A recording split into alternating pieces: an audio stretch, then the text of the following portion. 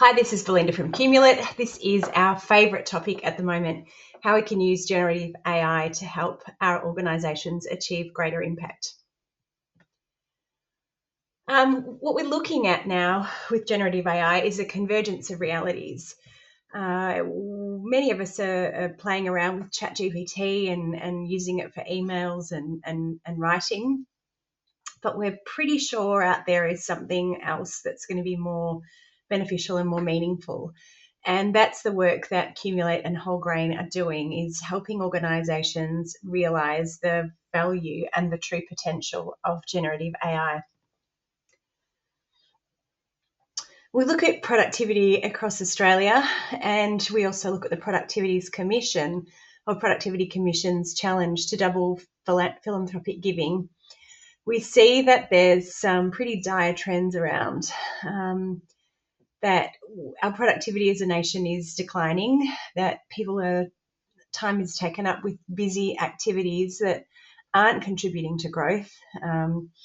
People, particularly in the for-purpose sector, are incredibly busy and very much challenged to be able to deliver the impact that they want, and I think are going to very much struggle to achieve a doubling in philanthropy because of the organisation's capacity to be able to handle that money, to raise that money, and to be able to deliver the programs. We look to the generative AI. So this is really like electricity of the modern era. It's an enabling force that will come to power every aspect of our organisation. To achieve the maximum impact, technology should not be optional for the for-purpose sector. It's essential. Given the scale and the urgency of the challenges we seek to address, we must empower our for-purpose sector to be the first adopters of transformative technology and not the last.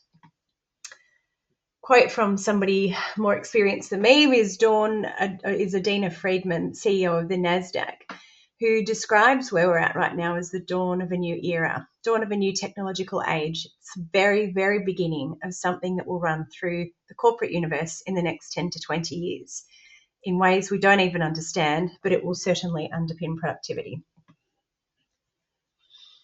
So we look here at a theory of change around how generative AI is going to transform the for-purpose sector. On the left-hand side, we see the current state of declining government funding, cost of living affecting donations, slow tech adoption, inadequate budgets for innovation and infrastructure. We're still trying to get donors to reframe or to pay what it takes on the Reframe Overheads campaign. Low tech confidence, with only 47% of charities confident in technology even before AI, and a lack of AI investment. We look to a future state and can see that generative AI can boost efficiency and impact, use data to drive decision making, handle complex funding submissions, RFPs, donor engagement. It's really important for staff development and retention. We want to be able to upskill our people, and we want to be able to give them the best technologies around to enable them to get to the best parts of their job, the parts that deliver impact, the connecting with people, the delivering services. So let's make AI available so our people can get to the good parts. It's really important too for attracting future talent. With younger people coming into the workforce, they're not going to want to enter organisations that are expecting them to do things manually. So we're not talking just about allowing ChatGPT. That is not maximising your AI strategy. There's a whole lot more that can be done now. And the platform that we work with, Wholegrain, is around reducing cognitive load and enabling delegation of activities or handing across tasks that we do every day to AI. The image here is of a fighter pilot, and decisions are taken out of a fighter pilot's hand. Things are automated to the greatest extent possible because it's recognised that the fighter pilot's brain is highly tuned, and that the mental load is not infinite. It's protected, it's preserved. Yet with the rest of us, we treat our cognitive ability as something that's infinite, something that won't run out, something that's not going to get tired. And when we talk to most people, they are utterly exhausted by the aspects of their job that they don't particularly enjoy, and that are actually becoming quite frustrating. So we want to help organisations be able to hand across complex work to AI to free up and preserve people's cognitive load. There's a whole lot of stages of adoption of AI, and they're not in any order, I think is what's important here. They're not in any order, and you can derive value from each of them at any stage of the journey. So the first thing you can do is be exploring the free AI tools like ChatGPT, Claude. Whether or not you want to go to DeepSeek or not is a matter for concern. Be mindful that anything you put into a free AI is used to train AI agents for the rest of the world. You can also then upgrade to paid AI subscriptions, which means that the data is not shared with anybody else and not used to train AI models. And we say that this is about the equivalent of a dog walk a day. So you're saving 20 minutes or so, getting some work done so you can get home and walk your dog. But there's a whole lot more sophistication that we can explore in there around predictive analytics, developing funding submissions, and all the way through to fully automated processes. Some of the stuff we're seeing across the for-purpose sector as really great opportunities to use AI include educating, engaging, and learning about your community. So we can now use AI conversations to reach out and communicate and connect with people. First and foremost, fundraising is the business of people. It's a business of relationships.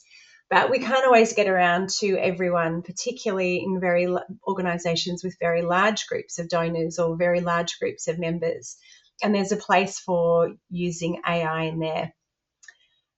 There's a very strong use for customised communication. We're often imagining that we will have specific newsletters for specific donors based on their interest, and in reality, we struggle to get one newsletter out a year.